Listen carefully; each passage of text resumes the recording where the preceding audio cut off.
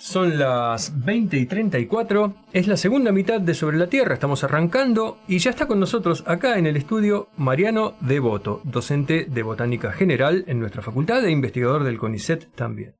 Con Mariano, como les decíamos en la introducción, vamos a abordar el rol de un pájaro, que es el zorzal colorado, el rol en la germinación de semillas de diversas plantas, algunas de ellas que son muy invasoras, ya Mariano se los va a contar, puntualmente en el Parque Natural Municipal Ribera Norte, ahí sobre la costa de San Isidro.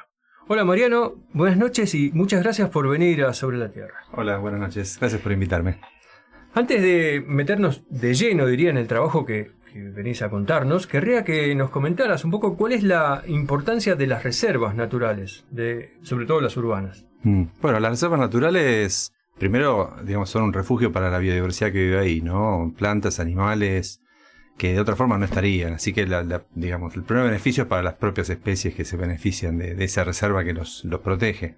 Y además tienen beneficio para la gente, ¿no? O sea, tienen fines científicos, como aprovechamos nosotros, educativos, culturales, los aprovecha toda la comunidad y son fuentes de bienestar y beneficios para todos los que la visitan. Claro. Vos y tu grupo ya habían hecho trabajos ahí. Sí, nosotros hace varios años que trabajamos ahí, un poco por cercanía y también por cuestiones así. Nació mi hija, entonces podía viajar menos al campo, a proyectos así, claro, por ahí un poco más viajes, y tenía cerca la reserva y es una zona que me interesó muchísimo siempre. Y dije, y bueno, voy a aprovechar para hacer algunos proyectos acá, y hace ya varios años que con varios tesistas sobre todo encaramos varias preguntas ahí en ese lugar.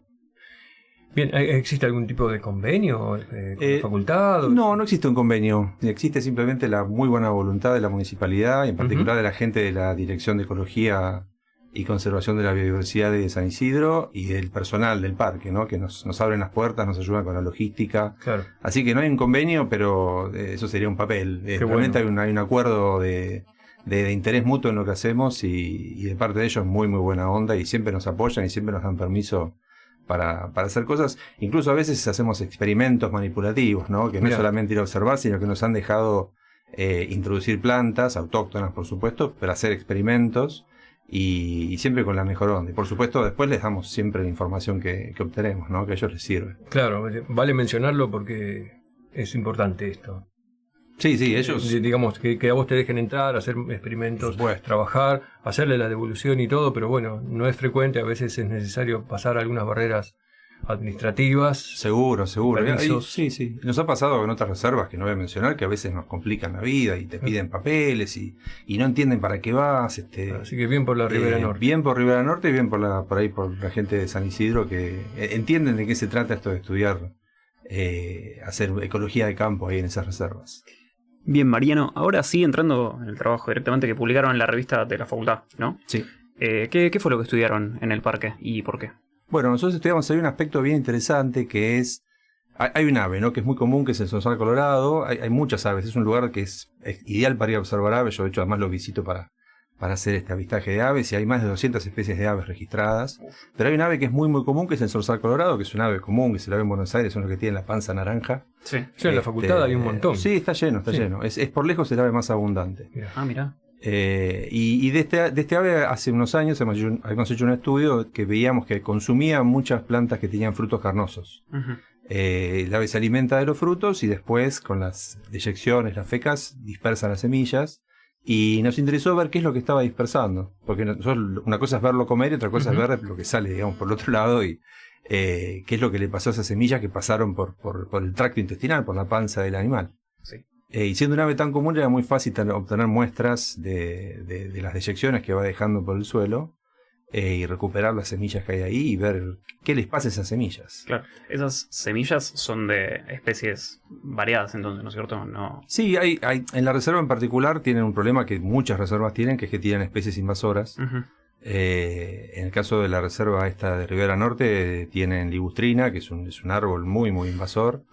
Tienen problema un poquito también con ligustro. En las partes donde hay digamos que se inundan tienen problema con el lirio amarillo, que son especies súper lindas, pero realmente son especies que interfieren con las especies nativas. Entonces el zorzal se alimenta un poco de las especies nativas y también un poco de las especies exóticas que llamamos, Y entonces ahí hay una arista extra. La pregunta es decir, bueno, a ver, ¿hay alguna diferencia entre las nativas y las exóticas? Claro. ¿Y de las nativas había alguna característica?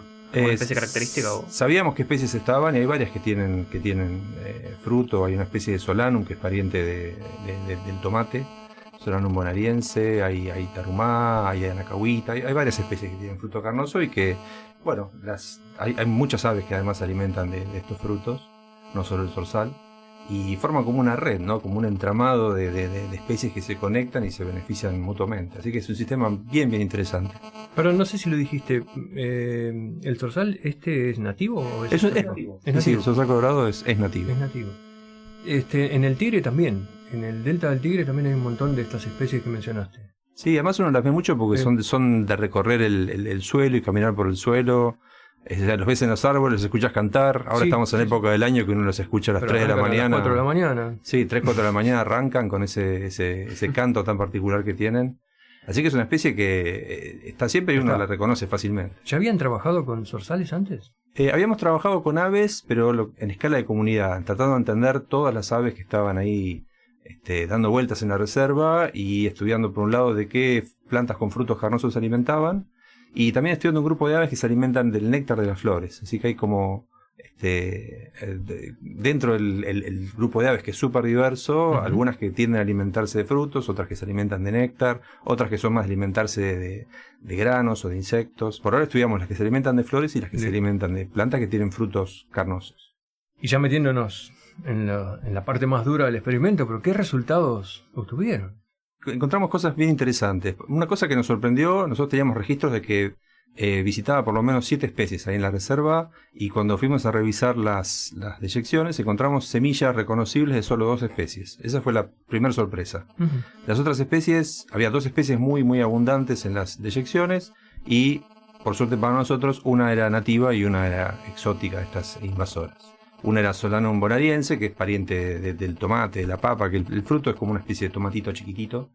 Y la otra es la ligustrina, que es una planta común en el arbolado urbano, es una planta asiática, muy invasora, que ahí en la reserva le va muy bien. En general en ambientes así ribereños le va muy bien. Y entonces, la gente de la reserva está en una guerra constante contra esta especie. Pero tuvimos suerte que justo encontramos una bien interesante localmente, digamos nativa, y una bien interesante por la invasión que está ocurriendo ahí en la reserva. ¿Esta exótica cuál era? Ligustrina.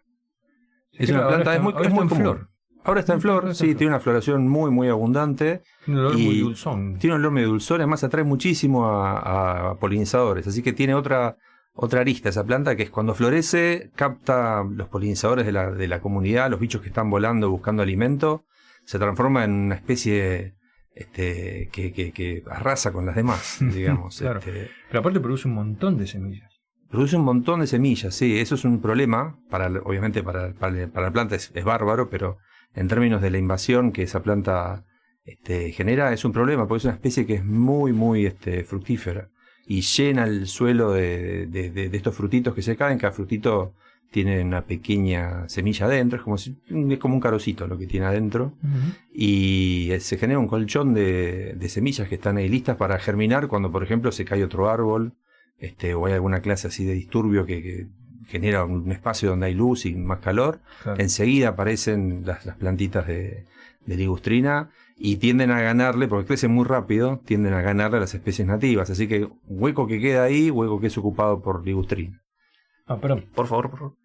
No, quería saber qué pasó, porque los zorzales comieron estas semillas. Sí, mira, te cuento el experimento que hicimos. Pues es un experimento, a mí me resulta bastante elegante como es, porque vos tenés las semillas que pasan por la panza de las aves, pero la querés comparar contra las semillas que no pasaron. Entonces tenemos 3 tratamientos. Hicimos un experimento que tiene 3 tratamientos.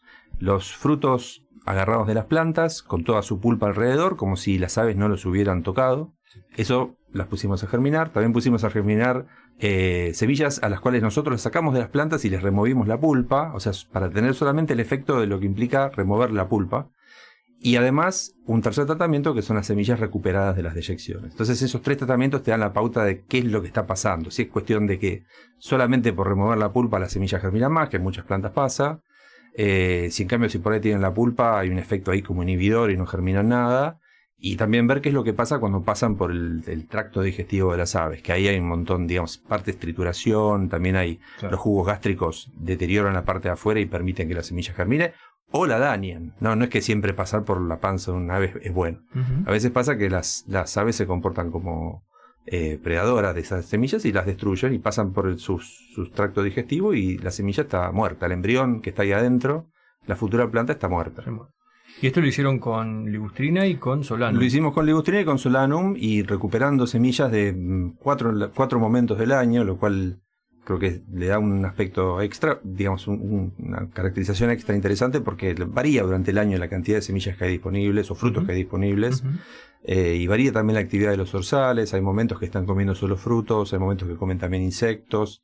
Hay más o menos, hay momentos del año en el que están todos los zorzales en la reserva, hay una concentración muy grande, hay momentos en los que se van a los jardines, es otra cosa que encontramos, que saben que hay más alimento en los jardines aledaños y vuelan unos poquitos cientos de metros y se van a comer a los... Así que hay toda una dinámica ahí temporal que nos pareció que era por lo menos interesante ver en términos de qué parecían. Claro, muy claro.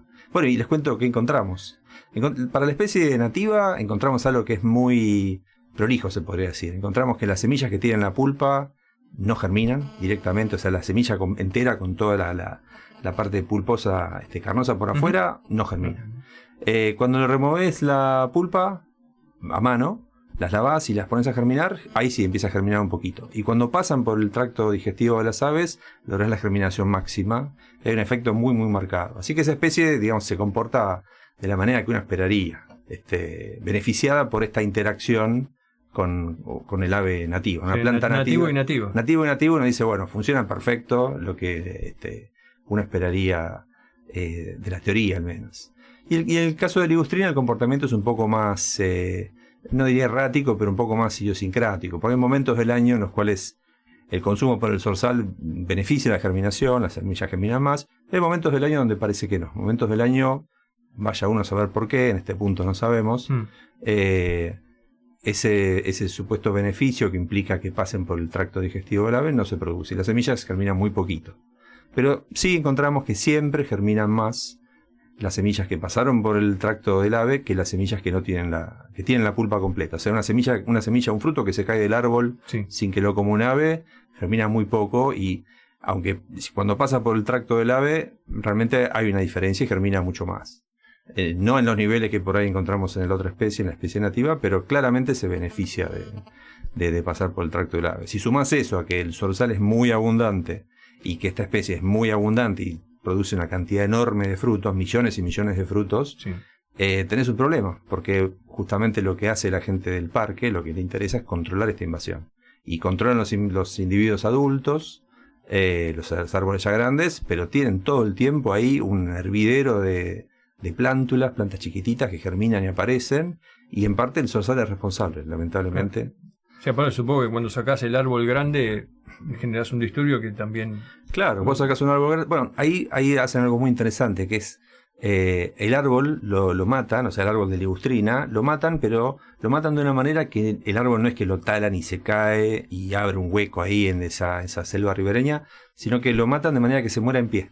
Le hacen lo que se llama una decorticación, que es cortarle un anillo de la corteza hasta cierta profundidad, de manera que garantizan que el árbol se muere. Y ese árbol se va secando y se muere y no genera un hueco ahí en ese ambiente que sí, que rápidamente sería colonizado por la ligustrina. En cambio, el hecho que se muera más lentamente le da como tiempo a las especies nativas que crecen más lentamente, que crecen un poco bajo la sombra de ese árbol que se está muriendo para recuperarse. Y además, por supuesto, hay intervenciones, ¿no? La gente ahí de la Dirección de Ecología hace intervenciones a través de los guardaparques que van y plantan especies nativas. Que eso es algo típico de reservas urbanas que, bueno, que hay que meter un poco la mano para conducir un poco ahí los cambios que ocurren. Sí, ahora que por ahí asocié un poco con lo que vos estabas diciendo, tengo la imagen en la cabeza de caminar o de estar ahí cerca de donde hay ligustrinas y ver que el suelo está tapizado de los frutitos. Sí. Los frutitos enteros. Sí. Y esos frutos, hay una proporción que germina, ¿no? De esas semillas que están ahí, pero mucho menos que si el ave las consume. Pero es algo que nos interesa mucho a futuro, entender qué es lo que está pasando ahí en el suelo. Porque vos tenés esas semillas que se van acumulando y esa pulpa que tienen se va degradando. Entonces, ahí hay un banco de semillas. Digamos, banco de semillas es el conjunto de semillas que están ahí en el suelo, que tienen diferentes orígenes, pero están ahí mezclados con el suelo. Algunas pueden tener una semana, otras pueden tener un año, otras pueden tener 5 años. Y nos interesa estudiar el banco de semillas, porque ahí está, digamos, la futura generación de ligustrina que va a generar, y también las futuras generaciones de plantas nativas, ¿no? Claro. A futuro seguramente hagamos experimentos que se basan en tomar muestras del suelo, ponerlas a germinar y ver qué es lo que aparece, y seguro que la ligustrina es un componente dominante ahí. Pero bueno, es un problema que tiene esta reserva. Bueno, muchas reservas tienen problemas con invasoras. Pero una cosa que encontramos, digamos, mezclando los estudios anteriores con esto, es que siendo el zorzal el principal dispersor, claramente es el que más contribuye a la dispersión de la especie. Si uno quiere generar un plan de manejo de la ligustrina, tiene que incluir a la porción de barrio que está ahí cerquita. Tiene que ir a las calles, a los jardines y por lo menos a 300 metros de la reserva eliminar a las ligustrinas. Entonces ahí cortás también la entrada de semillas desde afuera. Porque, digamos, deshacerse de las que están dentro de la reserva, cuando los zorzales van y vienen, Claro. claro. Es un avance, por supuesto, pero es como que estás condenado a que siempre vas a tener semillas que entran de afuera, porque además es muy clara la evidencia que los zorzales entran y salen de la reserva todo el tiempo. Me quedó eso que dijiste al principio de que comían los zorzales hasta 15 especies, pero que encontraron principalmente 2. Encontramos 7 especies. O 7. 7 especies, sí. Y eso fue muy llamativo. Sí. Por supuesto que hay técnicas que... Lo nuestro fue una identificación visual con un tesista que es Pablo Kamlovsky, que aprovecho para mandarle saludos. Vive lejos de Buenos Aires, así que no pudo venir hoy. Autor, ¿no? Por supuesto, es autor y es el que llevó adelante la recolección de las deyecciones. Yo lo acompañé alguna vez, pero él hizo las recolecciones en las 4 temporadas, hizo los experimentos de germinación. Él en ese momento trabajaba en el INASE, el Instituto Nacional de Semillas, y entonces tenía acceso, por un lado, a una colección de referencia para comparar lo que iba encontrando en las muestras. También tenía acceso a un lugar donde hacer los experimentos, tenía acceso a bibliografía que contaba cuáles son los protocolos, los mejores protocolos para hacer que las semillas germinen, que son distintos para las 2 especies. Ahí lo que uno quiere lograr es que germinen el máximo posible, así que está bien hacer cosas distintas con las 2 especies. Pero bueno, digamos, él tenía todo el expertise y los contactos y las herramientas para llevar este experimento adelante lo mejor posible. Ustedes saben que se alimenta de 7 especies, pero solamente encontraron deyecciones de 2. ¿Eso arribaron a concluir por qué pasa eso? Lo que decía justamente, ahí me hiciste acordar lo que me he empezado a contar, es que hay otras técnicas que permiten detectar ADN de especies dentro de las deyecciones. Entonces, salvo que ese ADN esté completamente destruido, vos podrías detectar qué otras cosas hay ahí y por ahí las semillas están destruidas o están demasiado degradadas o no las pudiste reconocer. Ahí siempre hay digamos, un componente que tiene que ver con lo que uno puede ver bajo una lupa. Claro. No tenemos una explicación muy clara de por qué las otras especies no aparecieron. Puede ser la degradación, o sea, con Solanum tal vez. Puede ser la degradación, puede ser que sean consumidas en mucho menor cantidad que Solanum y ligustrina y entonces aparecen en muy poquitas muestras. Puede ser que se nos hayan escapado, eso no se puede descartar, pero es una cosa que nos sorprendió. Esperamos encontrar más especies en las muestras. ¿Hicieron algún tipo de devolución para la reserva ya? Sí, ya les mandamos el trabajo. ¿Que tuvieron algún...? No, todavía no tuvimos un intercambio así personal, pero sí, les mandamos el trabajo porque ellos lo incorporan a su biblioteca y muchas veces los propios guardaparques acceden a esa información o de la propia dirección usan esa información para los planes de manejo que tiene la reserva. Nosotros justamente hacemos lo posible para que cualquier publicación o cualquier tesis también les llegue una copia a ellos porque sabemos que lo valoran y lo usan. ¿Están trabajando en algo parecido ya? ¿Lanzaron algún tipo nuevo de experimento en la reserva? No, en este momento es un momento en el que estamos viendo. En este momento no tenemos ningún experimento. Ya hemos hecho varias cosas a lo largo de los años, pero justo en este momento no tenemos nada. Al menos en esta línea. En esta línea, no. O sea, hemos estudiado polinizadores, también insectos, hemos estudiado... hay una planta ahí que es la pasionaria, que tiene unas hormigas que la protegen, son como guardaespaldas. y entonces evitan que una mariposa les ponga huevos en la planta y que las orugas se coman a la planta. O sea que hemos estudiado varios aspectos de esa reserva, pero justo en este momento estamos así como en un impasse. Pero hay muchas cosas interesantes para estudiar ahí. Sí, es un lugar que, o sea, la reserva tiene 50 hectáreas, alrededor de 10 hectáreas son la parte terrestre, y uno dice, pero no parece muy grande. Uno piensa en una reserva, se imagina. Pero en esas 10 hectáreas hay una diversidad enorme y es súper, súper interesante. O sea, podrías tener una vida de trabajo. Yo puedo dejar todas las demás cosas en las que estoy y dedicarme a estudiar ese lugar y ya tenés preguntas para no aburrirte. Y no viajar más. Y no viajar más, sí. Bueno, fascinante. Me encantó mucho el trabajo y, bueno, ante nada, agradecerte que hayas venido y, bueno, quedamos en un impasse como vos, pero cuando tengas más resultados. Seguro, con mucho gusto. Estos micrófonos son tuyos también. Con mucho gusto. Gracias. Muchas gracias.